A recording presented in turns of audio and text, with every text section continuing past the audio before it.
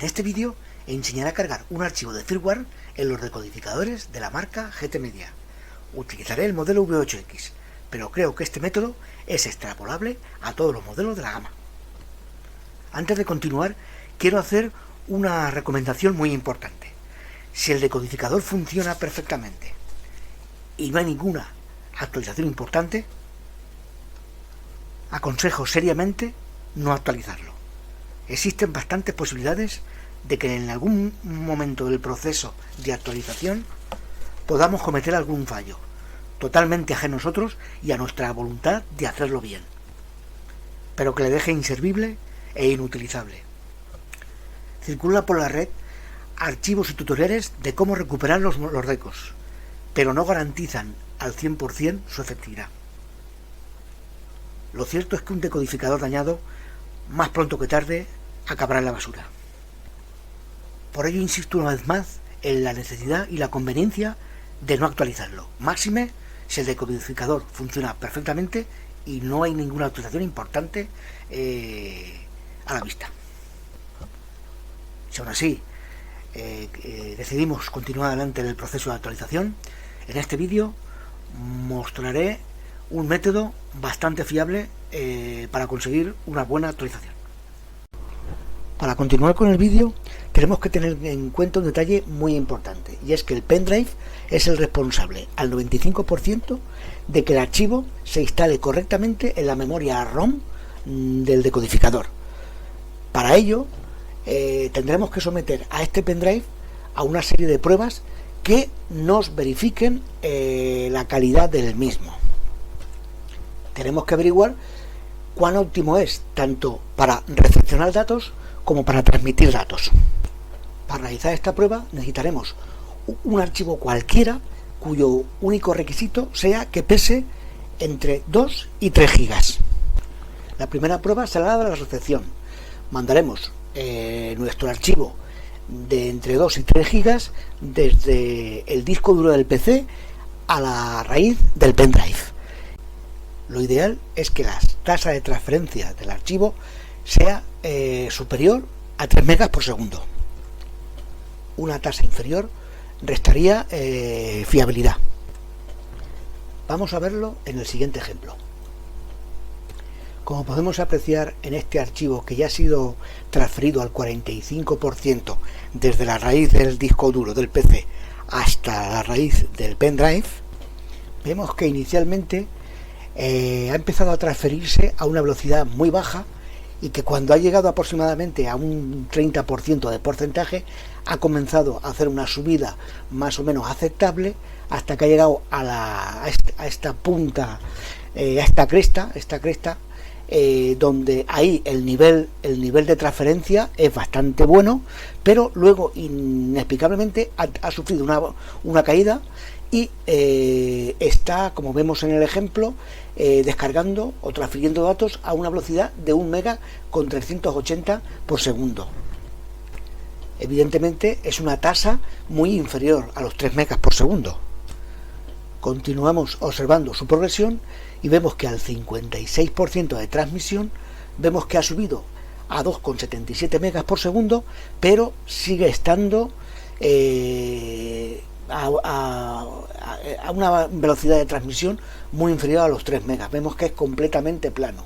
Entonces, continuando observando la evolución final, vemos que llega al 99% y la tasa de transferencia es de 1,39 megas.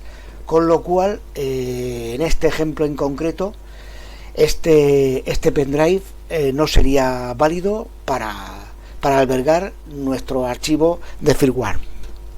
En la siguiente prueba vamos a hacer justamente lo contrario.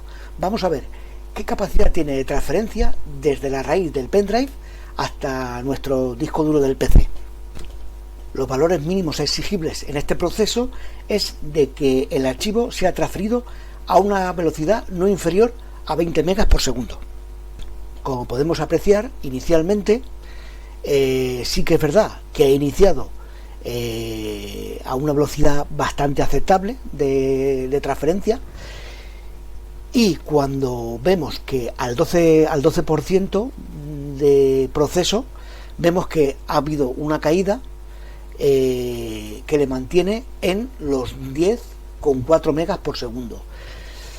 No es una tasa de referencia aceptable. Continuando con el proceso, vemos que al 51% sigue mostrando una tasa inferior a 20 megas por segundo, se mantiene en un nivel bastante plano de 11,1 megas y no se le ve atisbos de querer reaccionar. Para finalizar, vemos que al 98% sí que continúa con una tasa de transferencias plana, no supera los 12 megas. Por consiguiente, este pendrive no puede ser utilizado para albergar nuestro archivo de firmware. Este pendrive en concreto sí que valdría para cargar listas de canales y líneas CCCAM, pero no valdría para instalar archivos firmware. Como contrapunto a este ejemplo, voy a mostrar otro donde sí que se ve la calidad del pendrive. En este caso vemos que efectivamente la tasa supera los 3 megas, llega incluso a los 5,54 megas por segundo, al 11% del proceso, y cuando llegamos al 98% vemos que la línea de transferencia no ha disminuido, se ha mantenido a unos niveles muy aceptables, llegando a los 5,54. El pendrive de este ejemplo sí que sería válido para albergar nuestro archivo de firmware. Ya tenemos nuestro pendrive que reúne un mínimo de características exigibles. Ahora lo que nos queda es irnos a la página oficial del fabricante, en este caso a GT Media, y descargarnos el firmware correspondiente al decodificador que tengamos. En este caso podría ser tanto el firmware del V8 Nova Orange como el V8, en este caso está traducido al español, pero sería el Blue, como el V8X. Si nos damos cuenta, ahí en ese punto tendríamos el archivo para descargar en los tres ejemplos. El archivo en formato zip. En este punto quiero recalcar algo muy importante. Siempre que nos tengamos que descargar cualquier archivo de firmware, lo haremos siempre desde la página oficial, nunca desde páginas a terceros ni enlaces, por ejemplo, que pueda haber en YouTube. ¿Por qué? Porque si lo descargamos de la página oficial del fabricante, siempre tendremos más garantías de éxito de la calidad de este firmware. Y esto deberemos hacerlo siempre, tanto para esta marca como para cualquier otra marca de decodificadores. Imprescindible descargar siempre los firmware de la página oficial del fabricante. Hecha esta aclaración, continuamos con el vídeo. Descargaremos el firmware correspondiente. En este caso, en este caso en concreto, en este ejemplo, es el firmware del V8X, concretamente del día 28 de octubre del 2021. Lo tenemos aquí, como he dicho anteriormente. Lo descargaremos en nuestro disco duro del PC. Una vez allí, lo descomprimiremos y nos quedará un archivo con la extensión .bin. Como siempre, lo copiaremos y lo pegaremos en la raíz de nuestro pendrive, formateado, eso sí, en FAT32 y cuya capacidad sea inferior a 16 GB. En este caso, la velocidad de transmisión tiene que ser superior a 5 GB y con un tiempo inferior a 5 segundos. Si el tiempo de transmisión supera los 5 segundos, lo que haremos será borrar el archivo y volver a pegarlo otra vez en la raíz del pendrive, hasta que la velocidad o el tiempo, en este caso de transmisión, sea inferior a los 5 segundos. Lo haremos tantas veces como sea necesario. Es muy importante que el tiempo de transmisión sea, insisto, inferior a 5 segundos. Eso nos garantizará la calidad de transmisión del archivo del firmware. Lo copiaremos y lo pegaremos tantas veces como haga falta. Lo que no puede haber es lagunas en la transferencia del archivo. Tiene que ser la transferencia, insisto, es muy importante recalcar este detalle, inferior a 5 segundos. Con el archivo correctamente cargado en la raíz del pendrive, pulsaremos menú del mando a distancia del decodificador y nos situaremos en el primer icono de la derecha, herramientas, y como siempre en el modelo V8X nos encontraremos en el cuarto apartado, en lugar de actualización por USB. Como hay una mala traducción del portugués al español, nos encontraremos actualización USB. Entraremos dentro y nos encontraremos el modo de actualización, nos encontraremos todos los códigos. Bien, llegados a este punto, yo recomiendo siempre utilizar la opción código principal. ¿Por qué esta opción y no la primera opción de todos los códigos, que es la que mayormente circula por la red? Porque si cogemos la opción de código principal, el propio sistema operativo del decodificador va a coger el archivo que realmente le corresponde a ese decodificador. Pongamos por ejemplo como me pasa a mí. Yo tengo un pendrive con muchos firmware de decodificadores de muchos amigos y compañeros que necesita actualizarse, y yo para no utilizar un pendrive para cada firmware, meto todos los firmware dentro del mismo pen. Si yo cogiese la opción de todos los códigos y por lo que fuera me equivocase a la hora de seleccionar el firmware correspondiente al decodificador que fuese a actualizar, yo podría equivocarme y por consiguiente poder causar un daño irreparable al decodificador. Mientras que si cojo la opción código principal, tengo la certeza al 100% de que el archivo que se va a cargar va a ser el archivo correspondiente al decodificador. Aclarado este punto, que es el que yo recomiendo, la siguiente operación que tenemos que hacer es pulsar la tecla empezar. Una vez lo hagamos, nos saldrá el mensaje que nos pregunta si estamos seguros de grabar la flash, a lo que nosotros responderemos sí.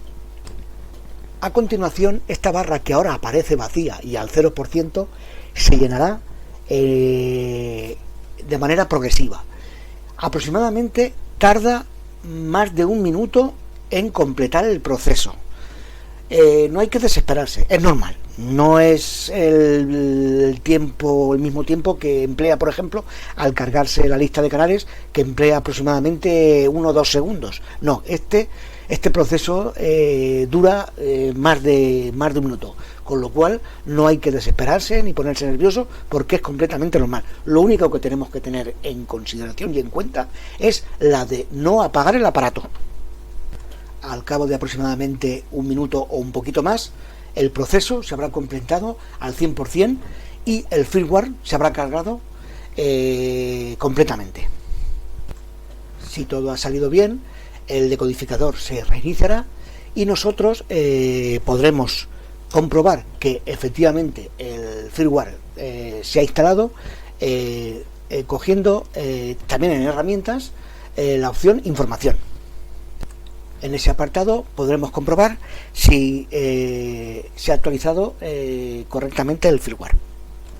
Por último, nos quedará ajustar el decodificador a valores de fábrica. Siempre que se produce una actualización de firmware, es conveniente ajustar el decodificador para que el sistema se asiente correctamente dentro de la memoria ROM a valores de fábrica. Ello implica que al hacer esto perderemos todos nuestros datos, a saber, la lista de canales, las líneas CCCAM, si tenemos configurado el wifi, perderemos también la clave del wifi, tendremos que volver a instalarla, perderemos también el idioma, perderemos el OSD, la configuración del OSD, y perderemos también el ajuste de la hora local. Son cosas que suceden cuando se restaura valores de fábrica, pero Es un proceso que como mucho se puede realizar perfectamente en 3-4 minutos. No es importante, pero es conveniente. Cada vez que se instala un firmware es muy recomendable volver a valores de fábrica. Lleva el implícito ese pequeño inconveniente de que perdemos todos los ajustes que teníamos previamente establecidos, pero es irrenunciable, hay que hacerlo sí o sí. Entonces, recordemos que para entrar a valores de fábrica hay que pulsar el código de acceso, son 4 ceros seguidos. Espero que este vídeo sirva de ayuda a todas aquellas personas que quieran actualizar el firmware en los decodificadores de la marca GT Media.